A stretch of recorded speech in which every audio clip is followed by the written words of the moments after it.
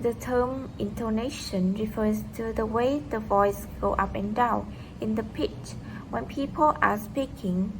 It is a fundamental part of the way we express our art. Now, what is intonation? Now, intonation is a feature of pronunciation, just like stress, rhythm, etc. And it is really something that is common to all languages, not just English. Now, we could also say that intonation is the music of speech. We could say that intonation is how our voice rises and falls when we speak. Pitch can be understood as the quality of a sound that governs by rate of vibration producing it. In short, pitch up to the degree of highness or loudness of a tone. Tone is a certain pattern of pitch movement, a means of tones. The speaker signals whether what he or she says, a proclamation, an agreement, a disagreement, a question, a hesitation, or dedicated a pleasure and continuation of turn-taking in speech. Tonic syllable is most stressed syllable where the tone falls. This syllable is more prominent than the others and will tend to be longer in duration and louder than the other stressed syllables in utterance. The tonic syllable is normally the primary stressed syllable of the last content word in an intonation phrase. For example, I'm a student. I'll contact and meet him tomorrow. Intonation phrase is a state of discourse which contains a tonic syllable. An utterance can be spoken as one or several tones units depending on the tempo of speech and the speaker's purpose of communication. The faster a person speaks, the longer and fewer the tone units, and the slower the speech, the shorter and more numerous the tone units. For example, I'm going to Hanoi for a meeting next Saturday. I am going to Hanoi for a meeting next Saturday. I am going to Hanoi for a meeting next Saturday. Obviously, the utterance I am going to Hanoi for a meeting next Saturday can be said with one pause, one tone unit as in one, two pauses, two tones units and in two, and three pauses, three tones units as in three. However, Selkomusia states that a typical tone unit must be set up by pause before and after, contains one prominent element, has an internal control of its own, has a grammatically coherent internal structure. 1. A syntactic level, a noun phrase, a verb phrase, an adverbial phrase, a prepositional phrase, a clause, or even a short simple sentence can be a tone unit. For example, if your team noun phrase does its job well, verb phrase, the manager noun phrase will speak kindly, verb phrase about your group. 5 tones unit. If your team does its job well, clause, the manager will speak kindly, clause, about your group. Prepositional phrase, 3 tones unit. In short, how many tones unit an utterance has depend on the speaker's speaking rate and whether the phrase by the end of which he paused makes sense or not. Intonation has 4 major functions. namely attitudinal function, accentual function, grammatical function, and discord functions. We will move to the first function is attitudinal function. Attitudinal function expresses the speaker's attitudes and emotions to the topic or as a response to the listener's statement and adds additional meaning to the semantics of the statements. It allows us to express emotions. Let's watch an example. We're going to use an example and I'm just going to hum again. Have a look at this table. I have given you examples of different attitudes or feeling. Now, I'm going to say the and I will choose one of these attitudes. And I want you to guess which one it is. First example. That was an example for a happy attitude. Example 2.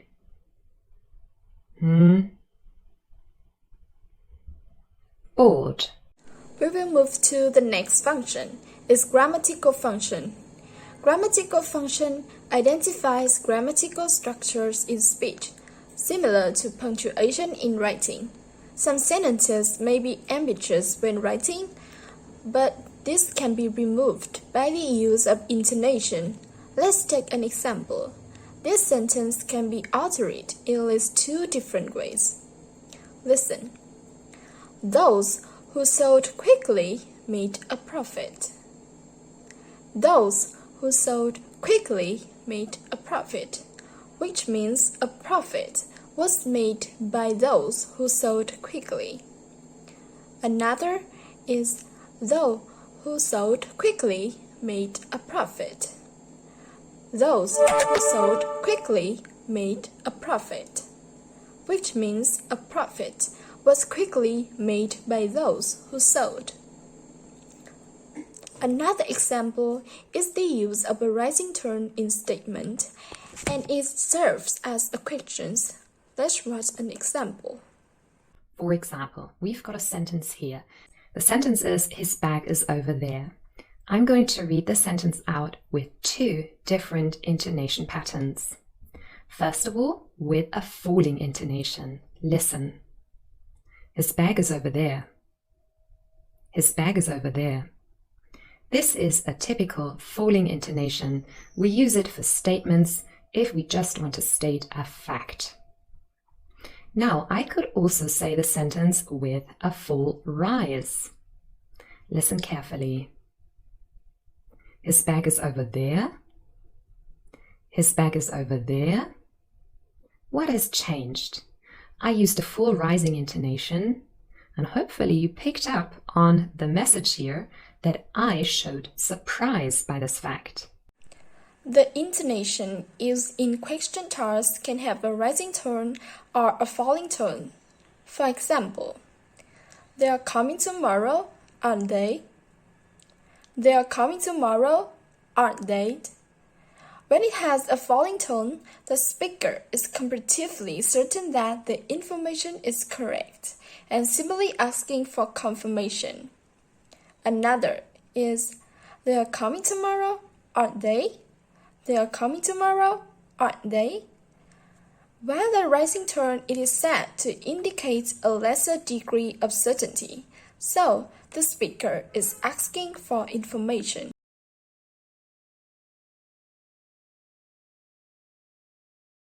Okay, so the third function is accentual function.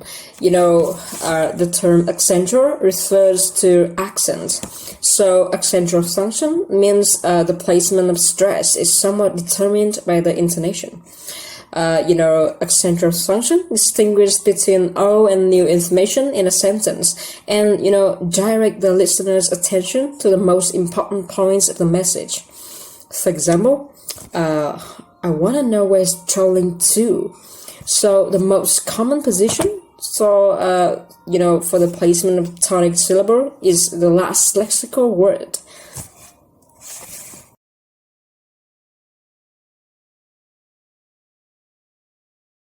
Okay, so the last function is discourse function. discourse function signals the way sequence of sentences are contrast or, coherent in a spoken discourse. And the discourse function of intonation is divided into two main areas. The first one is the use of intonation to focus the listener's attention on the message that is the most important. And the second one is the regulation of conversational behavior. For example, I went to China. So in this case, the tonic stress is placed on the word that is the most important. So the examples are, I have to take the dog for work. So, tonic stress tends to be placed on the words with higher information content. But, sometimes it has some exception. For example, I have to take the dog to the vet. So in this case, the word vet is less predictable, so it has higher information content than the word work. Okay, let's go to the next part. Intonation patterns. There are 4 common types of intonation patterns: fall, rise, rise, fall, and fall, rise. The first part is fall intonation, falling tone. A.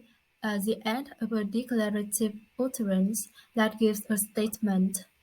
For example, I've bought a new motorbike. B. The end of a reply to a question. For example, when are you leaving? Tomorrow. C. The end of a WH questions, which asks for information. For example, how long have you been learning English? D. The end of a comment. Don't close the door. E. A question tag that requests confirmation or seeks an agreement rather than a real question. The tag may follow a statement or an exclamatory sentence. For example, it's a beautiful day, isn't it? It's ideal for a picnic. What a ridiculous thing to say, wasn't it?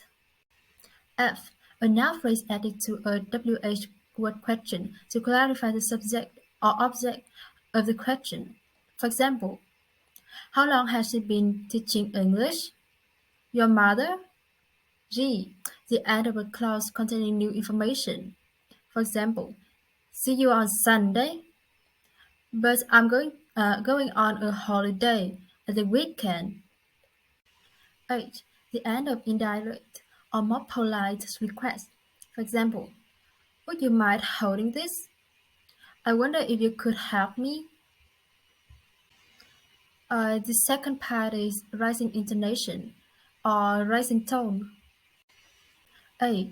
The end of a tone unit containing information that has been mentioned, already known, or implicitly implied. For example, no thanks.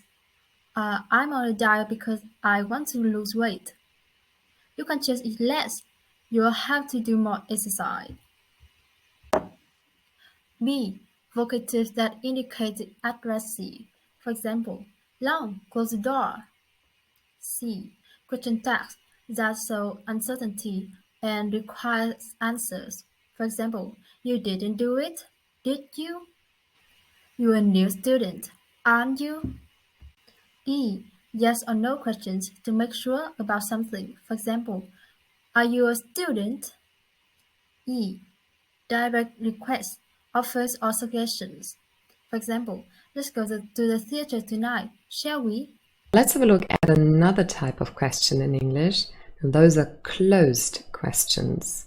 So in comparison here, they look a little bit different grammatically. We also call them yes/no questions, and that is because the answer is first of all just yes or no. Here is an example. Is Tim here? And the answer is simply yes or no. So grammatically they're different because they start either with an auxiliary verb or with a modal verb, not with a question word. So let's have a look at some examples and I will read them out. And again, I want you to listen to the intonation and see if you can find the pattern. So I'm going to start with the first one again. Is Tim here? Is Tim here? Are you happy? Are you happy? Does it work? Does it work? F. Phrases or W8-word questions to get the speaker repeat what he or she said. For example, say it again. Sorry. G. A noun phrase referring to the subject or object of the statement before it. For example, they look so cute. Those doors. I can't stand it. The smell of the durian. H. List. For example, she took a camera, an umbrella, a hat, and sun cream. Right for tones convey certainty, acclamations, strong conviction, strong feeling of speaker. Right for tone typical occurs in the following cases. A. Acclamations. The tone rises at the beginning and gradually falls at the end. For example, what's a good idea? Aren't they beautiful? B. Alternative questions. The tone rises on the first part of the question and falls on the last part after all. For example, would you rather meet on Monday or Tuesday? Second, would you like tea or coffee? Let's see the video for more example. We really need to meet. Can you come today or tomorrow? Rising and then falling. I'm only presenting two alternatives, and I expect you to choose one of them. C. Conditional sentences. The tone rises in the if clause and falls gradually in the main clause. For example, if you live here, I want to work for him. Second, if you see Mark, please ask him to go marry. D. Question functioning as suggestion. For example, why don't you go to see the doctor? 4. Rise. Intonation convey hesitation, uncertainty, reluctance, reservation on the part of the speaker. The tone falls and then rises in the circumstance. A. Incomplete statement. For example, A. Do you like my new handbag? B. Wow, the letter is 9. B. The end of one clause and the ... is followed by a clause. For example, what he needs is earning much money as possible. Second, the fate of the matter is building the railroad in Cali. C. The end of relative clause in the claim sentence if the information in the clause is given. For example, where are the sandwiches? B. It is the child that ate all sandwiches. D. The end of selected answer given by the questioner. For example, where are you going? Shopping mall? E. A phrase or a clause showing contrast or comparison if its information is meant to be given. For example, I'd rather watch film on TV rather than go to the theater. And the end is right or for right intonation. A. Sportiness clauses or sportiness phrases. For example, while I was learning English, he entered it. Let's see the video for more example. Sadly, I only have a keyboard. What's more, I don't have much time to play. B. Fuzzy communications such as greeting, leave tickets, expressions of thanks or other social mode formula. For example, good morning, see you next week. Okay, so that's our Group 2's presentation. Thank you very much for listening and watching.